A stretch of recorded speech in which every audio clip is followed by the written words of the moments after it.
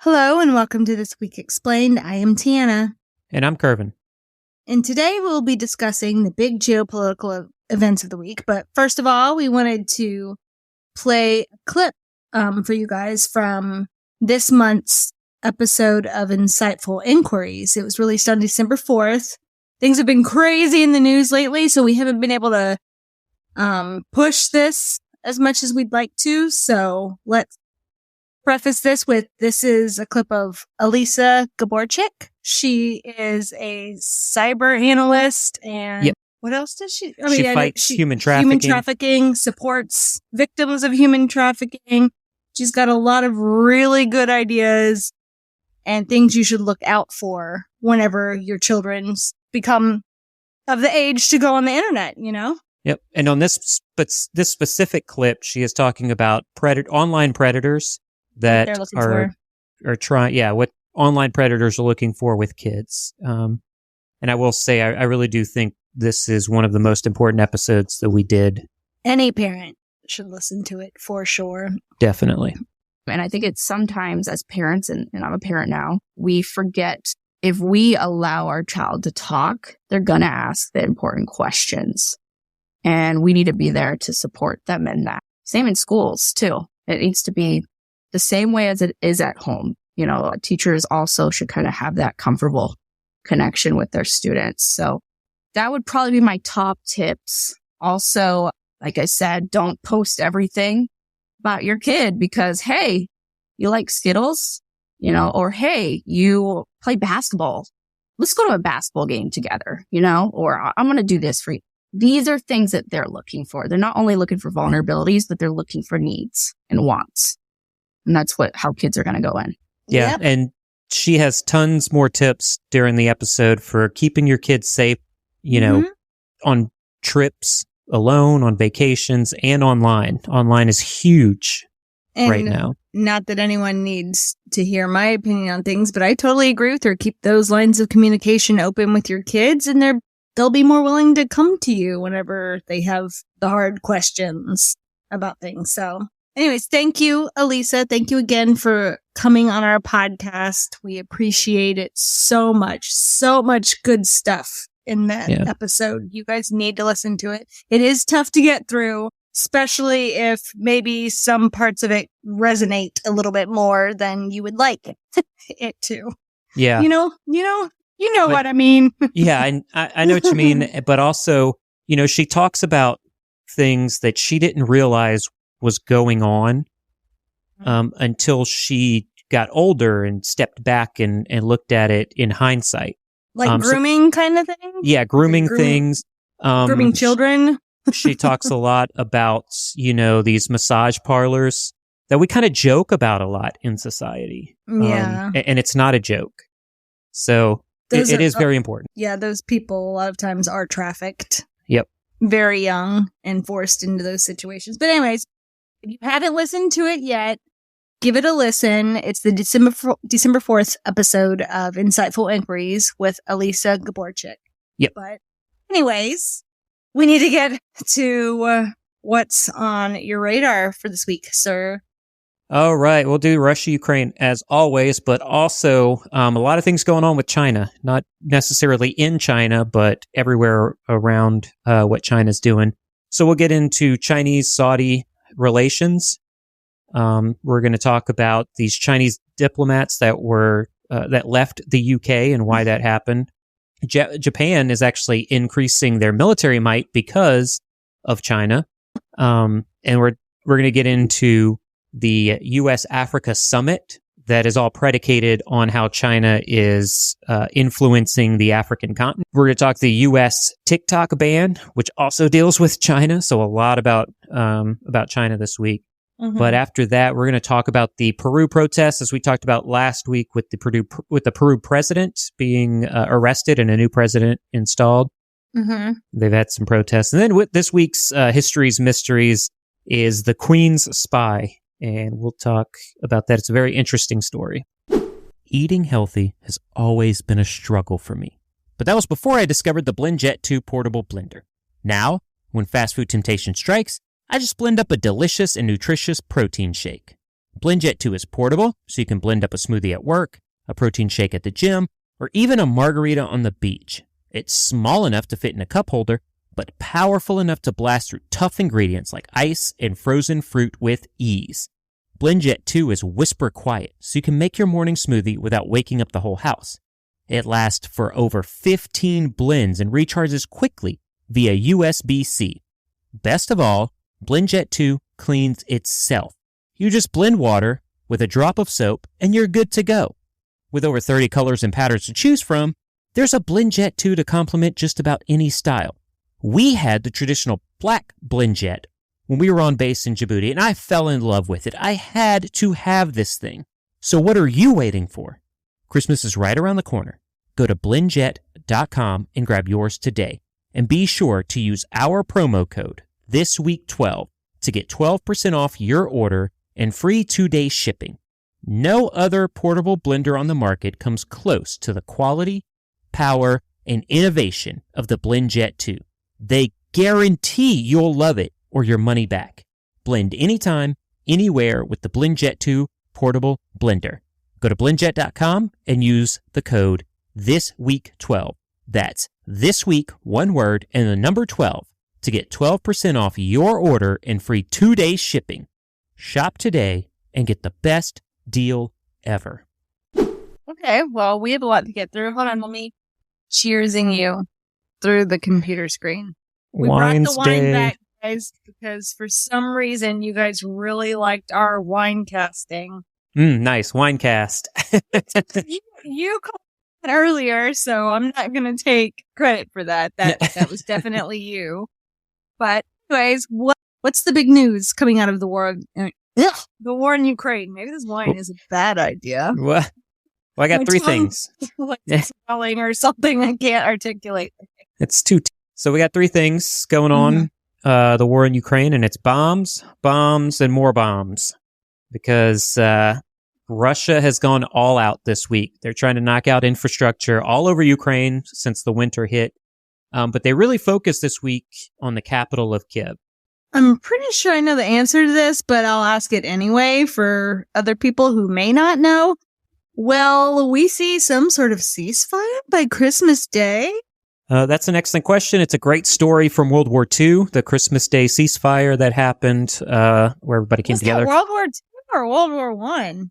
I thought it was 2. It might have been 1. It may have been both, honestly. Well, they might have, I don't know. Maybe I'm thinking, I don't know. Because I was thinking of that Doctor Who episode, and that takes place during World War One. That's right. So it's World War One. Yep. We had a ceasefire in World War II because we saw the episode of Unsolved. Oh my gosh. Sorry. Well, with all of that we said, should have researched. Well, no, because with all that said, that's not happening. So it does not look like... Okay, you're like, shut up, who cares? It doesn't matter which war, if they had a ceasefire. And this war is probably not going to have that. No, it won't. So your question was a solid question because even Ukrainian President Zelensky had asked the same thing. So he wanted some sort of withdrawal from Russian troops or even a ceasefire before Christmas.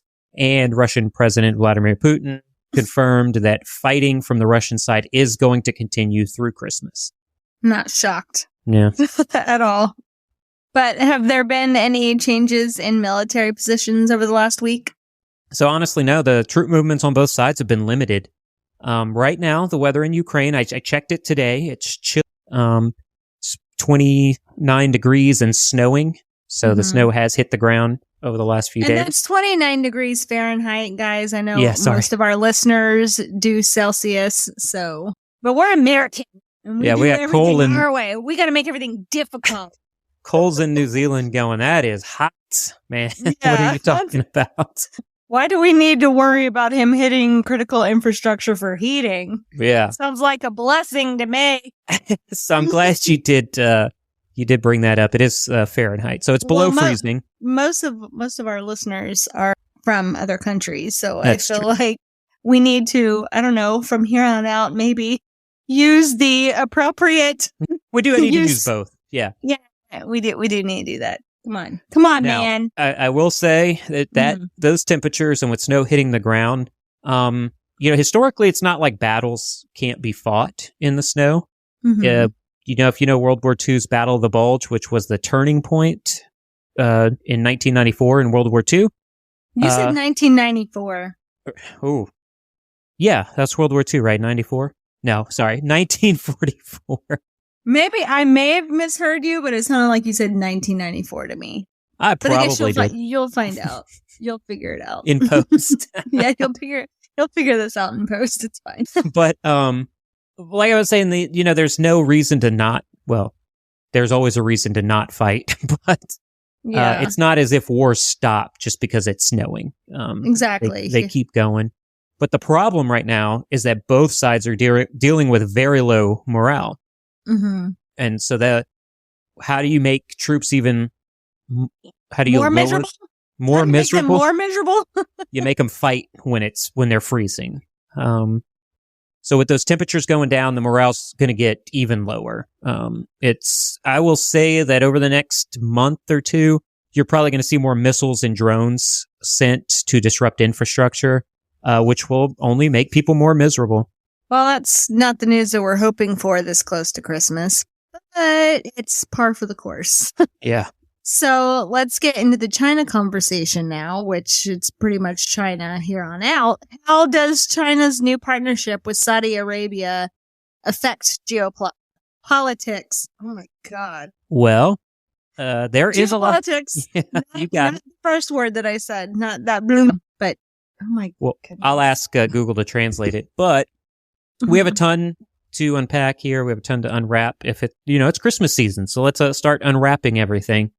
Go first. Saudi Arabia is an ally for the U.S. for many years. We know China and the U.S. have fractured relations. So what I'm going to say is they are not the most reliable ally. They're not the most reliable ally to anybody, but both Saudi Arabia and the U.S. have been able to work together. And honestly, recently the U.S. capitulated to the Saudis on numerous occasions. And one very important one we talked about just a month ago. The Biden administration said that Saudi Arabia's crown prince, Mohammed bin Salman, should be granted immunity in the case brought against him by the family of Jamal Khashoggi. I know, he was the murdered journalist, and it has been put out there that the crown prince actually requested his murder. So, U.S. capitulated, and now Saudi Arabia is agreeing to a deal with China that is going to give Chinese telecommunication companies like Huawei more access to Saudi infrastructure.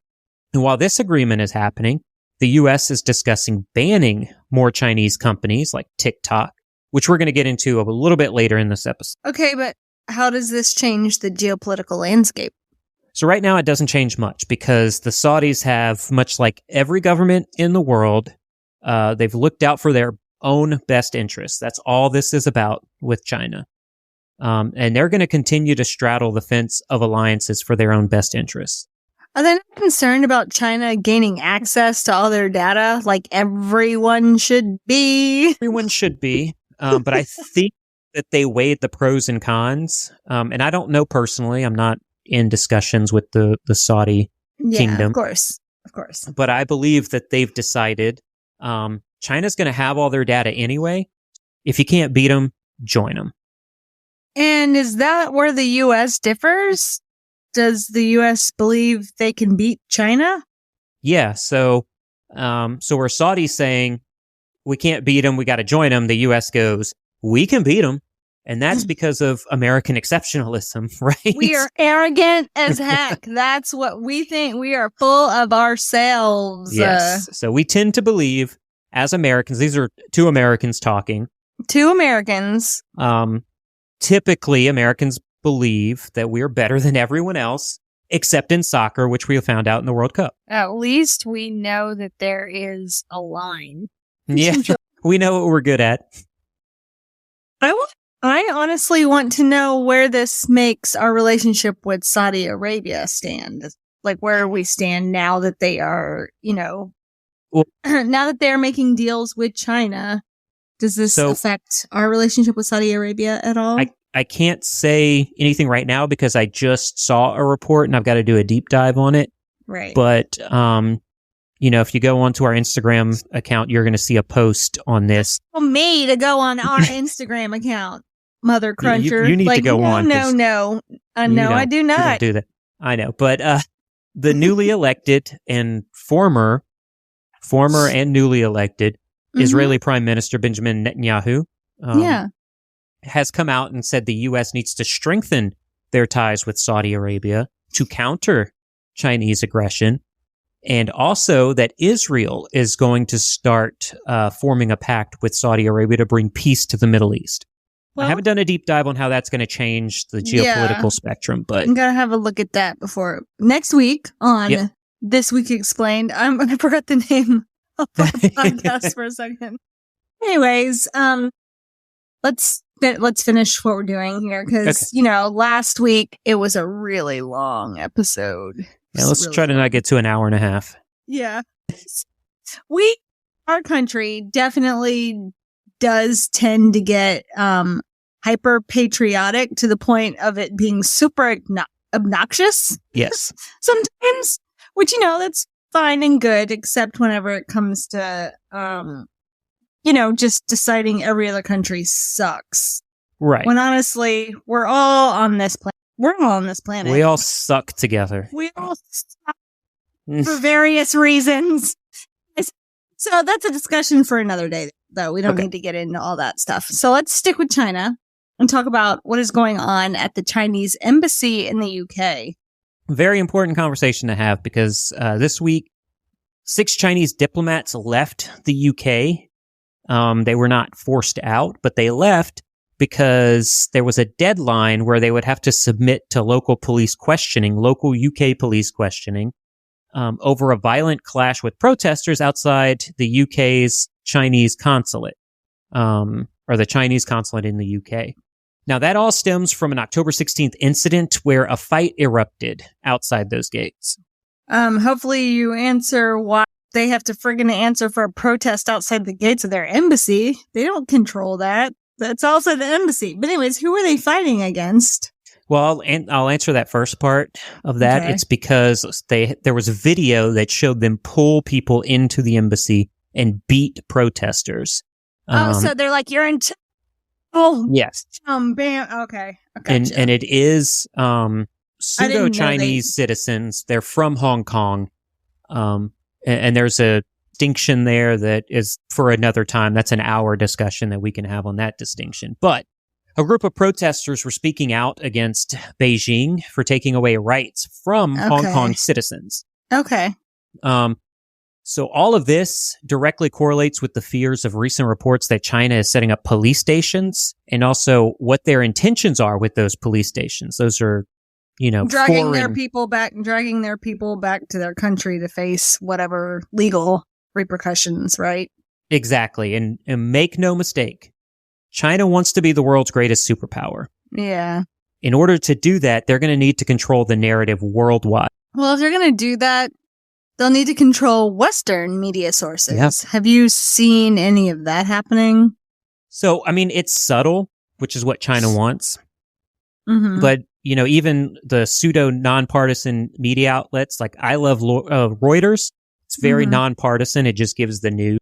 But so Reuters and NPR, which is a national public radio, they've put out some Chinese propaganda about COVID protests in the country. They've also put out stuff applauding Chinese relations with the World Health Organization. But, those same publications are also speaking out against that installation of Chinese police stations abroad. As they should be. Yeah, definitely. So I don't think Western news publications are maliciously pushing a pro-China, like Big Brother narrative. Mm-hmm. I just think a pro-China bias is part of most mainstream journalists' worldview. So, there's multiple reports of the Chinese government buying influence into multiple, at least mainstream U.S. publications. If you are going to say something like that, you'll need to back it up with some data. So do you have data to support your claim?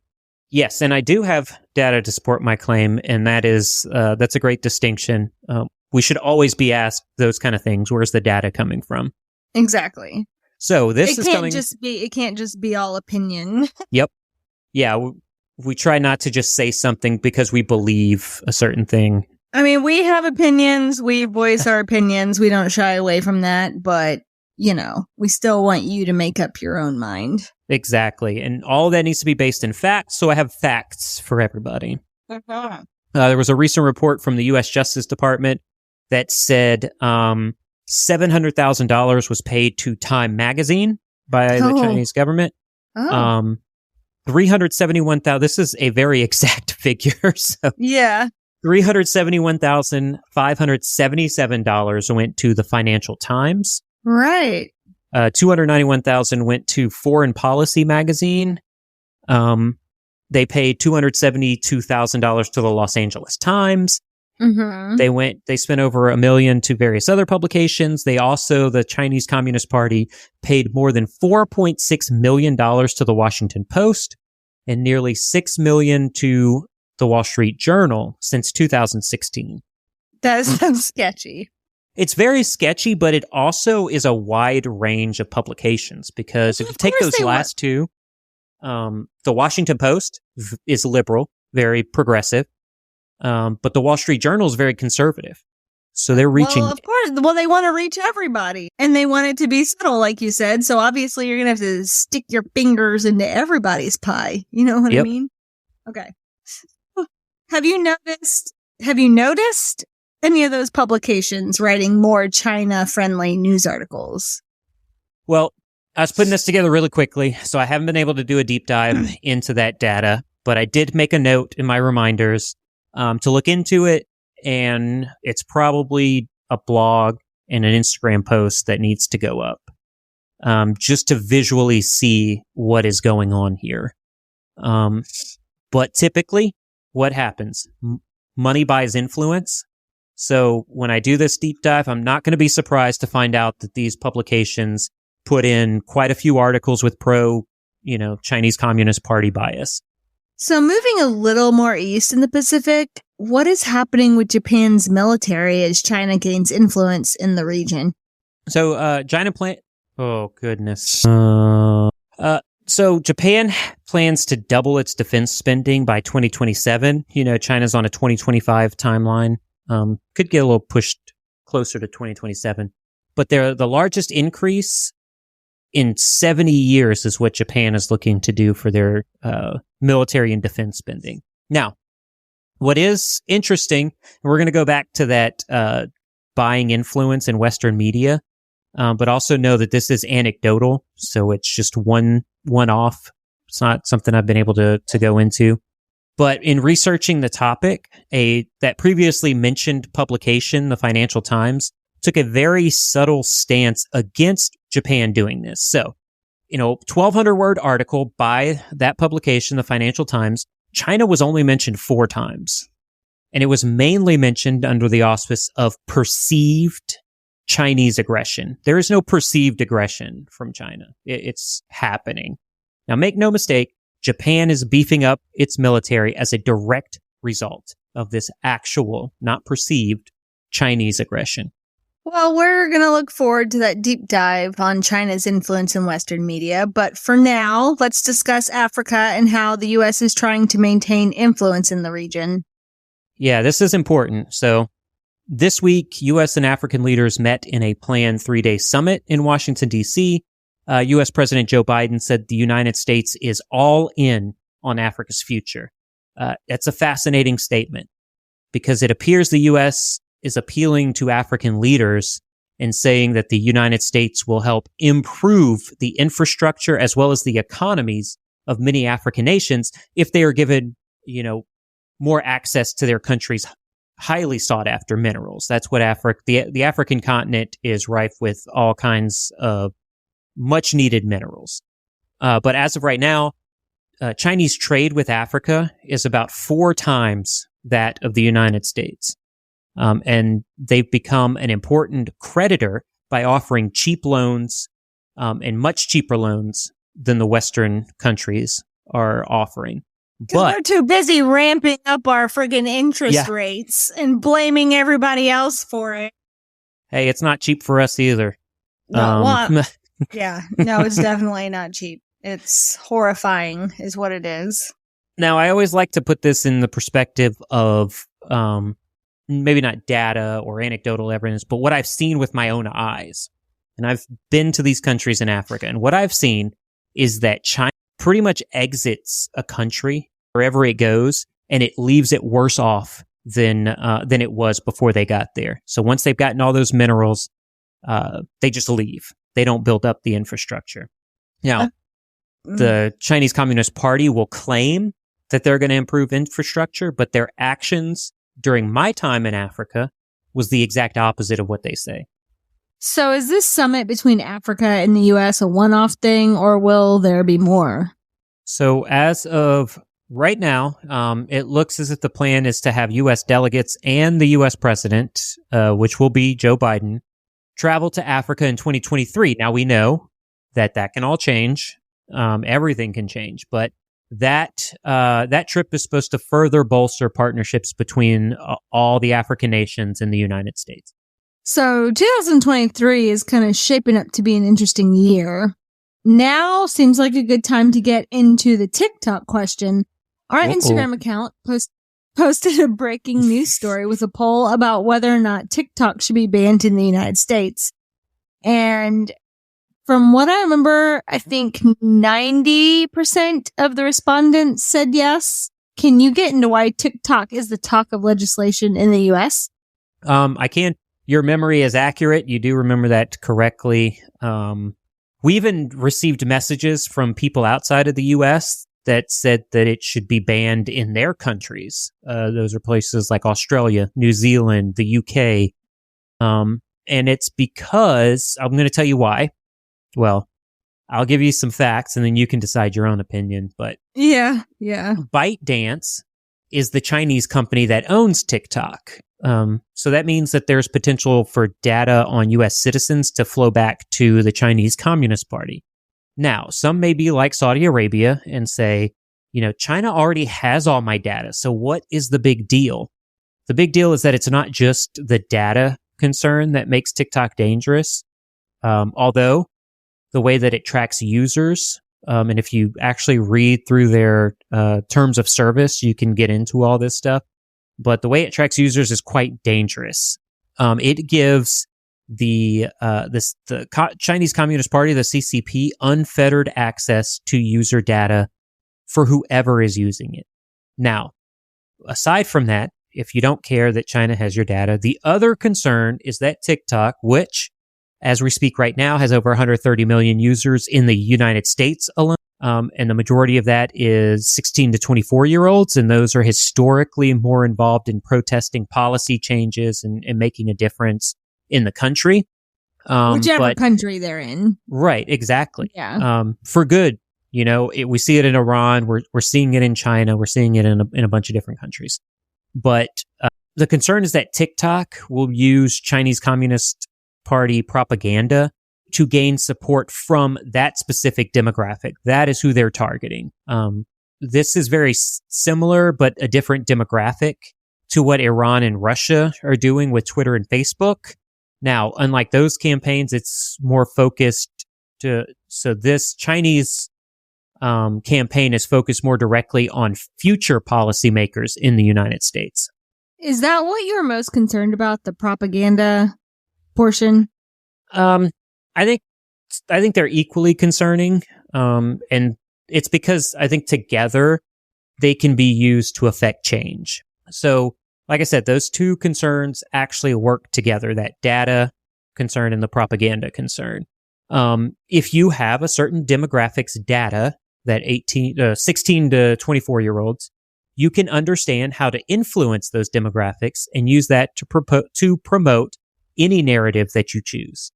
Now, what I will say is that you can correct me if I'm wrong on this, Tiana, but I don't tell anybody to delete TikTok. I don't care. Not even your own kids. Yeah, not even my own kids. But I do tell everybody to be careful how you use TikTok. There is a ton of misinformation being promoted on the app, a lot of which is promoted through recipes. There's a lot of fake recipes out there, guys. What do you mean fake recipes? Just saying. Well, was that a joke? Yes, that was a joke. Oh, okay. Sorry. I was like, I thought this was a serious tangent that you were going on. I'm like, what is a fake recipe? You know how they have these like TikTok you should do this, and it doesn't really work. I know they have recipes, but I haven't seen it. I mean, I've seen people be dumb for clout, but that's a huge thing. You know they're being dumb. Yeah. For clout. But, aside from that, there's also, so the funny thing is that TikToks are actually, so Reels on Instagram, which is what I watch because I have Instagram, are actually. Yeah, we don't TikTok. Right. We watch TikTok. We watch TikToks a couple weeks after they're popular on TikTok when they show up on Reels. On Instagram Reels. And those are like normal old people. Right, we're old people. But we can both say that some of those are very funny. I love it. They're informative. They have some very informative ones on mental health. And then just overall, they're very entertaining videos. So that's not what we're talking about here. But I'm going to say this. If a person is well informed and they still love scrolling through TikTok videos and it doesn't affect their mental health, that's more power to you. Keep doing. Just understand that not everything on the internet is based in fact, and you should probably already know that. But also, I think that's kind of doing a disservice talking about the younger generation. I think they're very good at sifting through the BS.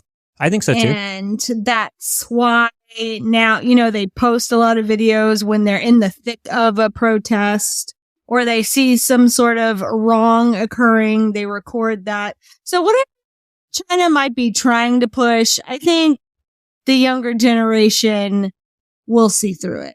Yeah, hopefully. Definitely. That's what I feel like they know they know that that's the game. I think a lot of people also are starting to realize that you can't implicitly trust your government. Unfortunately, we wish we could. We wish it was transparent and everything was laid out clearly to us and there was fairness and equity but there isn't any of that. And it's become more apparent that I think the younger generations will see through the BS that China might be trying to push there. And they always do, right? Yeah. We saw it in the old tricks don't work on the new puppies here. Yeah, we saw it in the 70s. It was called I guess it was called the hippie movement here in the US, but it was to affect change for race relations in the US in the 60s, the civil rights movement. And also Vietnam played in Vietnam, the Korean War, and young people get tapped into that stuff. So I agree with that. We're all breaking generational curses, guys. All of us. Yep. Do it. I say all of us, but I've literally done nothing. That's not true. You were on this podcast promoting. Well, I was just trying to say that I feel like the younger generation would see through. Even if they posted it on a recipe, they'd be like, "This is dumb." Yeah. We're not going to ingest this information and have it tether in our brains, and we're not going to spread this around to everyone. Oh my gosh. Well, do you want to move on? No more wine. Yeah, no more wine for me, right? Okay. Oh, no, keep it going. Anyways, let's move to South America and get an update on Peru. Are there any changes since they arrested their president and installed their first female president of Peru? Yeah. So immediately after the arrest of President Pedro Castillo, the country exploded into protest. We are learning now that there's at least 7 dead. There were 2 teenagers. One was 16 and one was 13. It's tragic. Obviously any loss of life is tragic, but babies. Yep. We're just talking about a generation that's going to change the world. And they're out and there's still the smoke of the fires and the smoke from tear gas are still hanging over the streets today. Now, protesters from Peru did take over the airport in a southern city of Peru. I do have the name here, but I do not want to say it because I'm not comfortable saying that. But it's ANDAHUAYLAS. I'm saying that so maybe someone can help us pronounce it so that we aren't insulting. I mean, we probably should have looked that up. Well, I listened to it a few times, and I'm still not comfortable saying it. So there's a lot of, okay. Yeah. So it's a fancy word. That actually left thousands of tourists stranded because they couldn't get out of the country. So are they protesting to reinstall Pedro Castillo as president? Well, some are, but most are actually demanding the suspension of Congress, which is what Castillo called for. They also want early elections. They want a new constitution. And then they also want Pedro Castillo's immediate release from jail.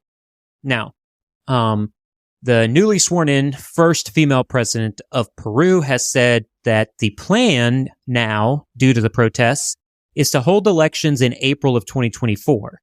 Some government officials hope that doing the elections in 2024 is going to calm that nationwide protest.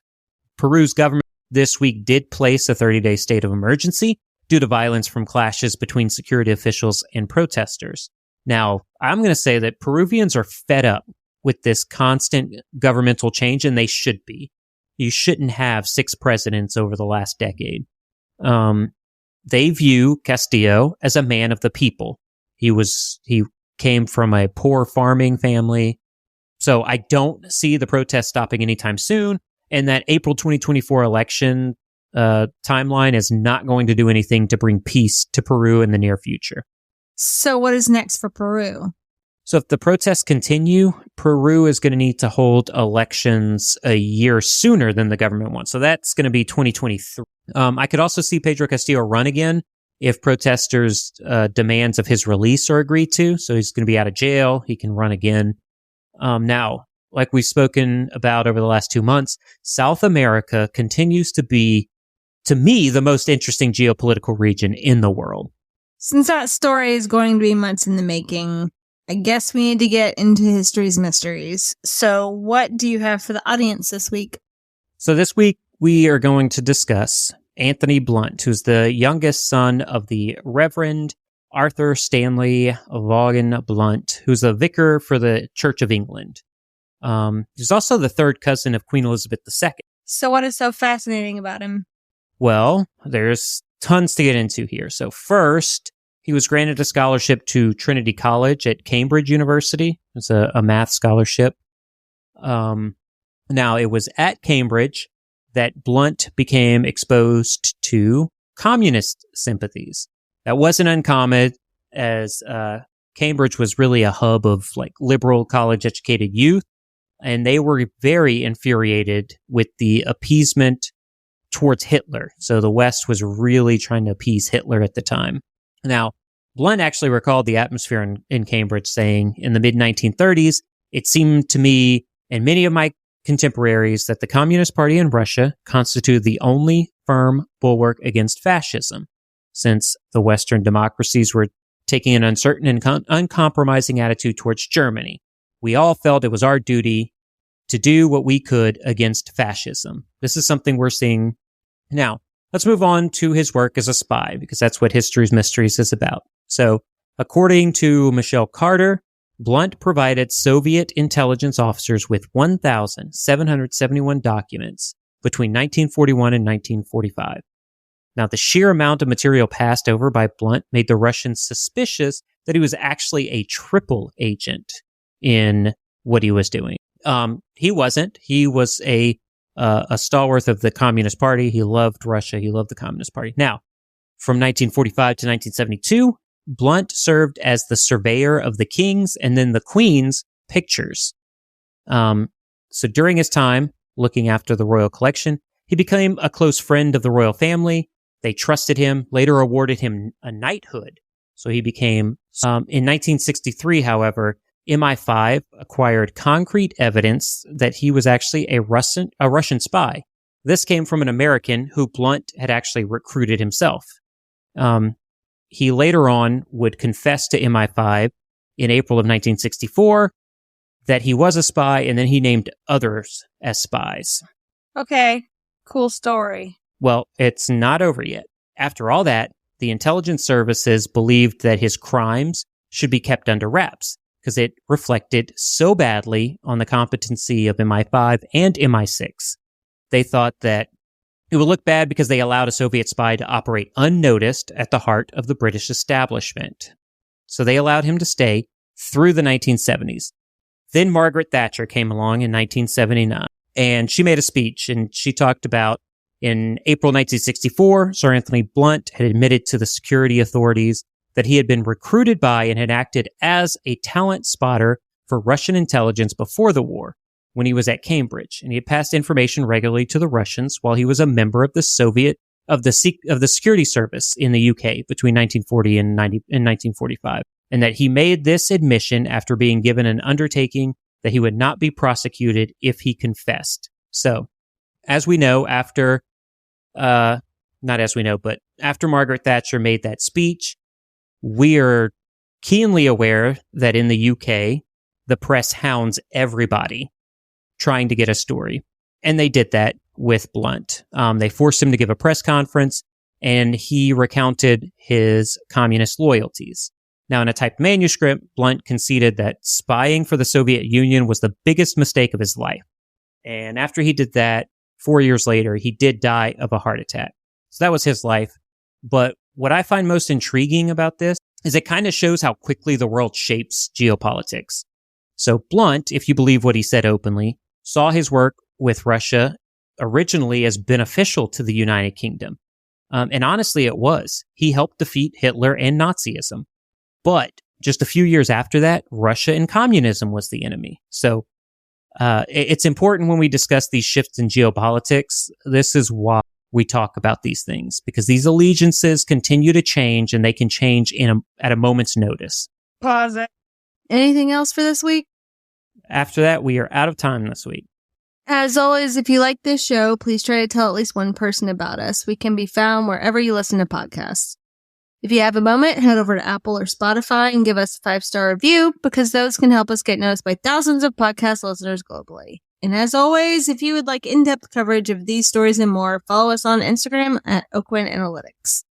Tiana, thank you so much. Until next week, stay safe out there.